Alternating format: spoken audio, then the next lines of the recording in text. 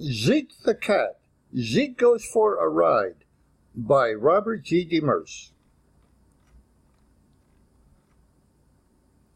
This book is dedicated to Mia's cousins, Robbie and Dylan. Illustrations are by John Pigford. Zeke wasn't an ordinary cat. He was a huge, orange, fat, and fluffy tomcat. If you set him on your lap crosswise, he would droop over your legs in both directions. His tail would drag on the floor, unless he was swinging his big fluffy tail back and forth, hitting you in the face. A little dog named Scruffy always chased Zeke. If you watched Zeke, you would see him looking back from time to time at Scruffy. You would see him looking back at Scruffy with a big grin on his face. Now you have to understand, Zeke wasn't just a huge, orange, fat, and fluffy cat. He was also a very mischievous cat. The part about him being mischievous, well, that is why he was being chased by little Scruffy. He would tease Scruffy for being such a small dog. He would tease Scruffy until Scruffy chased him. It was easy for Zeke to get away from Scruffy. All he had to do was run up a tree, and that's just what he did. He ran up a tree and jumped over a fence into a backyard. Zeke didn't know there was a big mean dog on the other side of the fence. Zeke thought the big mean looking dog wasn't so mean after all, because he didn't chase him. At least, he didn't chase him until Zeke was almost halfway across the yard. He chased Zeke all the rest of the way across the yard. The big mean dog growled and snarled and gnashed his teeth, getting closer and closer to Zeke. The big dog almost caught Zeke, but Zeke was very lucky because all the big mean dog got was a fur ball as Zeke slipped right through the big dog's teeth. Zeke scampered away, not thinking about how dangerous it had been to leap before he looked into the yard with the big mean dog. It was a lot of fun making that little Scruffy chase me, Zeke laughed. Cats are so much smarter than dogs, he told himself. I'll bet I can get both of those dogs into trouble, especially that big dumb one. He slobbered all over my beautiful fur. Zeke got that mischievous cat look in his eyes. Zeke had a really naughty idea.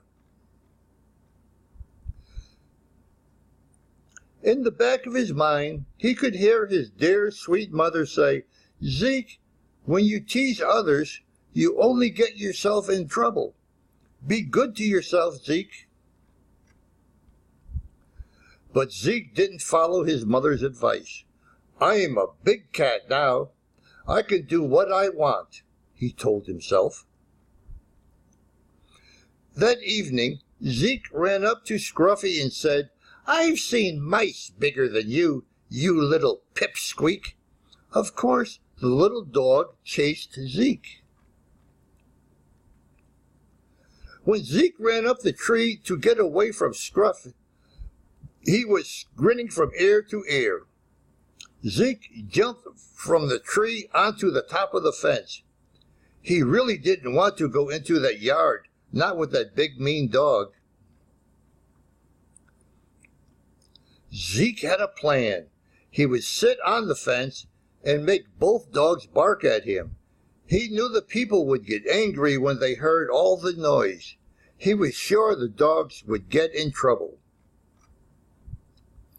Zeke was right about the people getting angry because Mr. Jones came running out of his house, and boy, was he angry. Mr. Jones' voice was almost as loud as the dog's. Zeke loved it. He loved it until Mr. Jones was within throwing range. Mr. Jones pulled off his shoe and threw it at Zeke. Mr. Jones even threw his favorite book at Zeke. The big tomcat knew he was in trouble. In one direction there was a big mean dog, growling and snarling and gnashing his teeth. In another direction there was a big mean man, screaming and throwing things at him. Still in another direction there was a little dog, Scruffy. That's it, Zeke thought. Running from Scruffy was just for fun. Zeke knew if he ever ran after the diminutive dog, Scruffy would be scared and run away. Zeke meowed, "I am out of here," and jumped onto Scruffy's back. Zeke meowed and hissed, "Run, run, you little runt. Get me out of here, or I'll eat you for dinner." Little Scruffy ran. He ran faster than he had ever run in his life. He didn't want to stop because he was afraid Zeke would eat him if he did. People watched in amazement as the little dog whizzed past them almost in a blur with a big tomcat on his back. Scruffy ran down sidewalks, through the alleys, across yards, and even onto busy streets. The people in the cars honked their horns and screeched their brakes and shook their fists at Scruffy and Zeke. They were scared they may run over the foolish, furry, feline-covered canine. Finally, Scruffy stopped. The little dog panted with his tongue hanging out. He said, "I'm sorry for chasing you, but I just can't run you a step further. I barely have enough strength to lie here and shake in fear of you eating me." "I won't eat you," Zeke said. He felt ashamed for scaring poor little Scruffy. He could see the tears on his mother's face. "I'm sorry for scaring you and for trying to get you and the other dog into trouble. I did a lot of things wrong.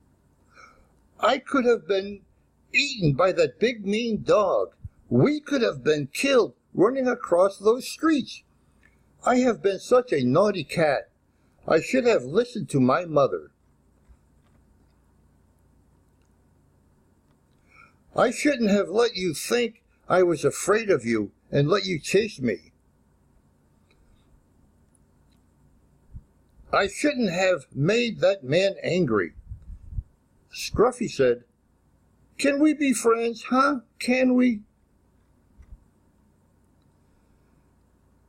"Sure," Zeke said. "There's something else I'm sorry for.